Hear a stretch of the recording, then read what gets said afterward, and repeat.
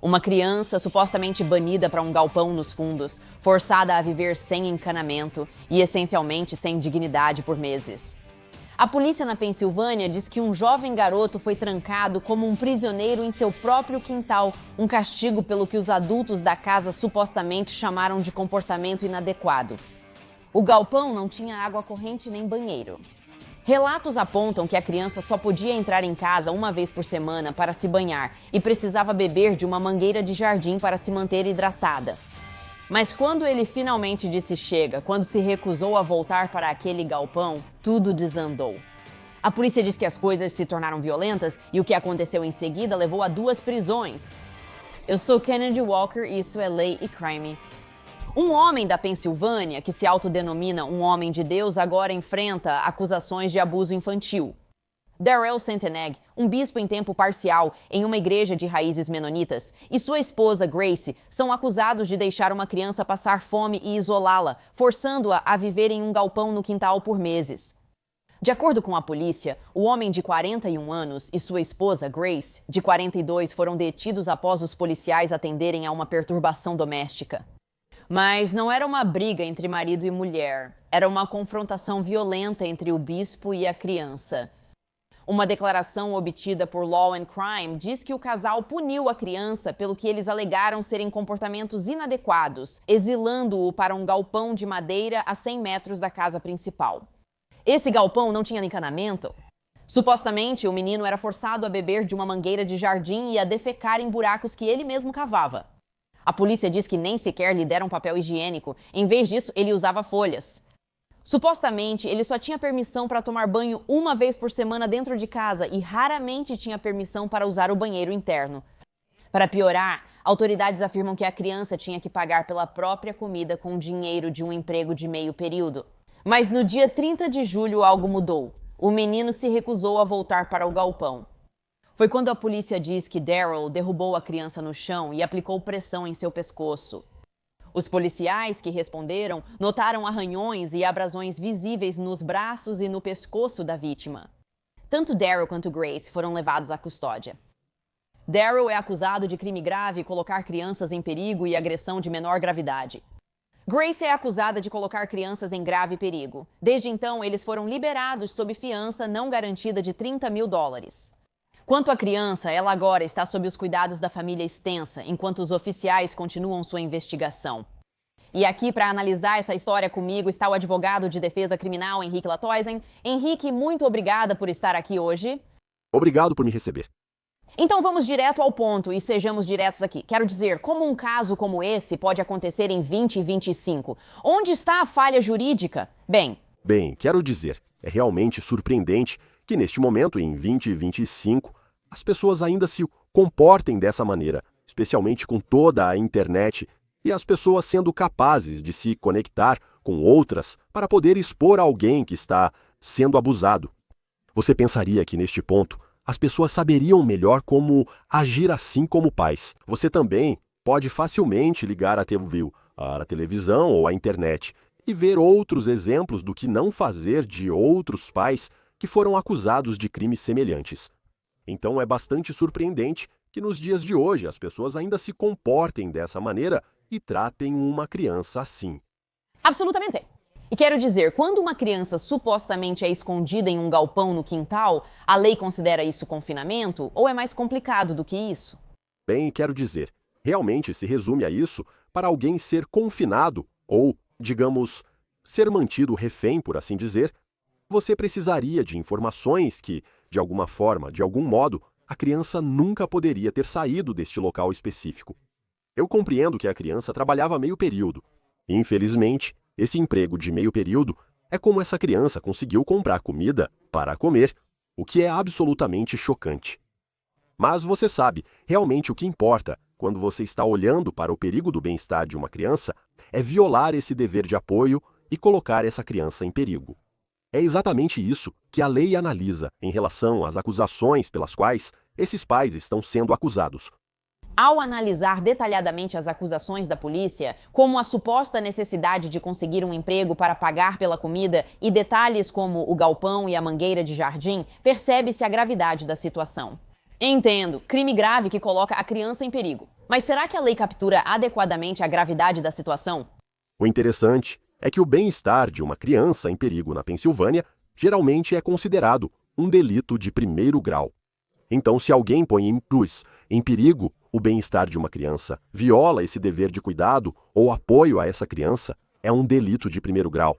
Então, quando você vê que essas pessoas são realmente acusadas de um crime de terceiro grau, isso é um sinal de que a lei está acusando-as de envolvimento em um padrão de colocar em perigo o bem-estar de uma criança.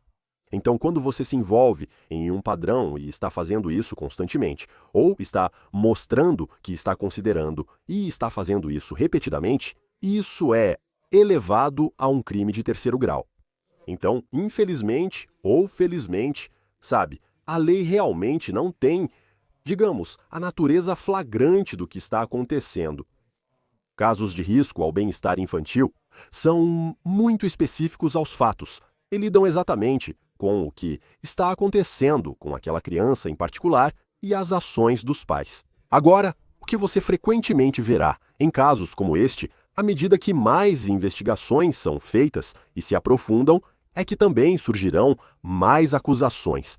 Coisas que podem ter sido alegadas ou coisas que podem ter ocorrido em outros momentos, outros atos de abuso físico, às vezes abuso sexual, outras coisas diferentes que não foram inicialmente reveladas.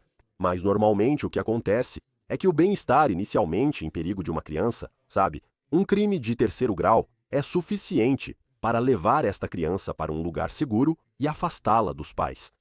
Se você está processando, é necessário provar intenção ou negligência grave? Bem, você precisa provar, antes de tudo, que os pais eram os responsáveis pela criança. Ao acusar alguém de colocar uma criança em risco, é crucial ter certeza de que a acusação está sendo feita contra a pessoa certa. Não pode ser apenas, dizer que alguém que entrou na propriedade ou realmente não sabia ou não era o responsável. Então essa é a primeira coisa que eles precisam provar. Depois, eles precisam provar que o que fizeram foi causar esse perigo para a criança e que eles violaram o dever de proteção e violaram isso. Então, não é apenas negligência grave. Você tem que mostrar que eles fizeram isso praticamente. A lei é ampla ao colocar em risco o bem-estar de uma criança. Eu posso ler o real, Se você olhar para o Estatuto Real, ele apenas diz que um pai, guardião ou outra pessoa supervisionando o bem-estar de uma criança com menos de 18 anos, o que também é importante. Não se pode fazer essa acusação específica contra qualquer pessoa. Precisa envolver uma criança real. É uma pessoa que emprega ou supervisiona tal pessoa. Você tem que ser quem está realmente no comando. Você não pode simplesmente escolher um primo ou uma babá ou alguém que possa ter apenas passado por ali e comete o delito se conscientemente põe em risco o bem-estar da criança, ao violar um dever de cuidado, proteção ou apoio. Então, para responder à sua pergunta, o estado mental real é a consciência. Conscientemente significa que você tem ciência do que está acontecendo. É basicamente isso. E quando você olha para isso, eles sabiam que seu filho estava sendo, enviado para um galpão no meio deste clima de março a junho. Eles sabem que estão permitindo que a criança tome um banho apenas uma vez por semana. Eles sabem que a criança está conseguindo comida com dinheiro, que a criança tem que ir e ganhar dinheiro como um trabalho de meio período. E apenas ouvir todas essas coisas, quero dizer, é tão difícil de ouvir? A polícia também diz que havia ferimentos visíveis, mas também a privação a longo prazo, certo? Ou privação aqui. Então, qual tem mais peso no tribunal, o dano físico ou o dano psicológico prolongado? Porque, como você mencionou, essa criança supostamente passou meses neste galpão, de março até, entrando no verão. Certamente, isso pode afetar muito a saúde mental de uma pessoa. E isso é o que, estávamos discutindo anteriormente sobre a possível elevação das acusações. No momento, há uma acusação de causar lesão corporal intencionalmente em Sard, mas também há a possibilidade de elevação para agressão agravada. Isso seria se eles estivessem tentando causar lesão corporal permanente extrema, lesão corporal grave de forma imprudente e coisas desse tipo. Acredito que quando esses casos acontecem, a primeira coisa é separar a criança do pai. E muitas vezes, quando essas crianças conseguem se afastar do pai abusivo, elas se sentem mais seguras.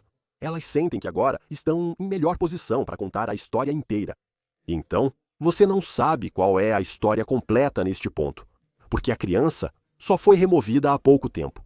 Quer dizer, você sabe, basicamente estávamos no início de agosto, e isso aconteceu no final de junho. Então, quando você está olhando para isso, os tribunais levarão em conta a história completa. A criança poderá fazer uma declaração de impacto à vítima. A Pensilvânia possui uma diretriz de sentença padrão. Eles têm uma diretriz de sentença agravada. Para responder à sua pergunta, todas essas informações poderiam contribuir para empurrar a sentença para a faixa agravada da diretriz. Um crime de terceiro grau na Pensilvânia tem uma pena máxima de 7 anos em prisão estadual. Então, sabe, mais informações podem ser reveladas para o que o tribunal gostaria de focar ao fazer a sentença, juntamente com a participação da vítima, que pode estar disposta a dizer, mais uma vez, que esta vítima não está mais naquele ambiente. E se a vítima, sabe, digamos que esteja muito traumatizada para testemunhar, então o que acontece? Então, sabe, neste caso específico, eles vão precisar da vítima para a maioria do que precisam provar. Primeiramente, precisam provar que é um crime grave versus um delito. Como discutimos, é necessário mostrar um padrão contínuo desse comportamento. Somente a vítima poderá afirmar isso. Agora, o que é interessante nesses tipos de casos, na maioria das vezes, esses pais vão falar com a polícia, porque acreditam que o que estavam fazendo estava certo. E eles acreditam que isso era, sabe, eles estavam tratando seu filho com, punição severa, mas, amor duro, por assim dizer. Eles acreditam que é o direito deles como pais fazer isso. Então, muitas vezes, os réus nesses tipos de situações serão os piores, eles serão suas piores vítimas. Eles mesmos dirão a eles mesmos porque estão orgulhosos de sua criação, ou acham que sua criação cumpre uma coisa religiosa ou cultural e acreditam que o que estão fazendo está certo. Nessa situação específica, se eles falaram demais e se incriminaram sob a fachada de justificação, então você precisará cada vez menos daquele pobre criança que, em vez da pobre criança ter que carregar o caso, os pais já podem ter, se incriminado com informações suficientes ao defender esse tipo de criação de filhos. Você levanta um bom ponto, pois muitas vezes os pais podem pensar que estão apenas disciplinando os filhos e não percebem que foram longe demais. Já ouvimos falar de pais que trancam seus filhos em porões e quartos. Neste caso, supostamente é um galpão. Quer dizer, a lei realmente diferencia com base em onde o abuso acontece? Não faz. Não faz com base em onde o abuso aconteceu. Mas, colocar em risco o bem-estar da criança é uma dessas situações em que, os pais podem dizer a si mesmos: bem, escute, eu não posso, disciplinar meu filho. Eu posso fazer todas essas coisas? E, esse tipo de acusação está acima do tipo normal de disciplina. Existem estilos de parentalidade que permitem às crianças fazerem o que quiserem, sem muita supervisão. Existem estilos de parentalidade onde um pai pode querer trancar seu filho em um quarto por medo de que a criança saia escondida ou faça algo prejudicial e perigoso para si mesma. Trancar uma criança em um quarto durante a noite, enquanto você vai dormir, pode não estar em perigo no bem-estar de uma criança. Não alimentar essa mesma criança no quarto dentro de uma casa, trancá-la lá, colocar correntes nela, trancar parafusar a janela, deixá-los lá por dias seguidos. Bem, agora você cruzou para algo, que é, um crime grave. Então, a lei, entende que os pais são diferentes. E diferentes pais têm estilos diferentes. Alguns pais gritam, outros não, entre outras coisas. Mas, não seria baseado em onde estava. Se eles colocaram a criança no galpão por uma noite e havia calor lá fora, ou não era uma noite fria, e havia comida, e eles apenas, havia uma luz e havia coisas diferentes, e eles apenas os deixaram lá. Talvez fosse apenas um tempo fora ou algo assim. Eram boas intenções, não houve abuso, a criança não tem marcas e não precisava se alimentar sozinha. A lei pode não se envolver por agora, um isolado, tipo de, sabe, consequência que você sabe. Um pai está punindo seu filho. Mas sabe, esses tipos de casos, quando você vê, você vê. Eu quero dizer, todos nós vemos. Você fica tipo, uau, algo aqui parece que está uma bagunça. E como a idade afeta esse processo? Porque nós não sabemos a idade exata do menor, mas vamos dizer hipoteticamente, se ele tivesse 17 em vez de, digamos, 11, a lei trata isso de maneira diferente ou não? Porque um menor é um menor? Existem diferentes classificações. Eu acredito que se uma criança tem 13 anos ou menos para agressão agravada, eu sei que há uma mudança de classificação. E também, o tempo deve aumentar se a criança tiver menos de 6 anos. Nesse caso, também pode aumentar a classificação. Basta serem menores de idade. Podem ter 17 anos e um dia antes de completarem 18 anos e ainda estão em situação de risco para o bem-estar infantil. Mas se você tem menos de 6 anos, também há uma melhoria especial para isso. Isso parece um caso de julgamento para você ou um que é discretamente arquivado? E se você fosse, sabe, o advogado do suspeito, como você defenderia isso? Bem, você sabe, em um caso particular como este, quero dizer, acho que um advogado de defesa olharia para as origens do que estava acontecendo aqui. Por que você fazia isso? E para obter fatos ao redor, muito específicos sobre, você sabe, como estava o tempo. Por quanto tempo a criança esteve lá? Você sabe com que frequência a criança estava lá. Você sabe quais são essas acusações sobre alimentar a criança.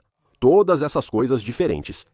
E eu acho, sabe, como eu disse, na maioria das vezes, esses pais confessarão seus, sabe, pecados, por assim dizer, sob o equívoco de que estão justificando o que estão fazendo. E eu acho que um caso como este, sabe, acaba sendo um acordo de delação, porque existem circunstâncias raras em que você vê esse tipo de acusação, em que existem pais que simplesmente não entenderam ou estavam cometendo um erro inocente. E esses pais precisam ir para aulas de parentalidade e coisas do tipo. Mas isso normalmente ocorre em uma situação em que o escritório do promotor de justiça ou a polícia percebem que foi um erro inocente ou algo de que não tinham conhecimento ou coisas do tipo. Mas em um caso em que a opinião pública se sente muito forte sobre o abuso de crianças, especialmente em uma situação como esta, onde parece bem claro e definido, a maioria dos advogados de defesa vai sugerir aos seus clientes que talvez minimizar suas perdas e tentar obter um acordo de confissão e tentar obter o melhor resultado seria a melhor situação. Esta é uma história que acompanharemos de perto. Henrique, obrigada por estar aqui hoje. Obrigado por me receber. O casal deve retornar ao tribunal em 13 de agosto para Law and Crime. Eu sou Kennedy Walker.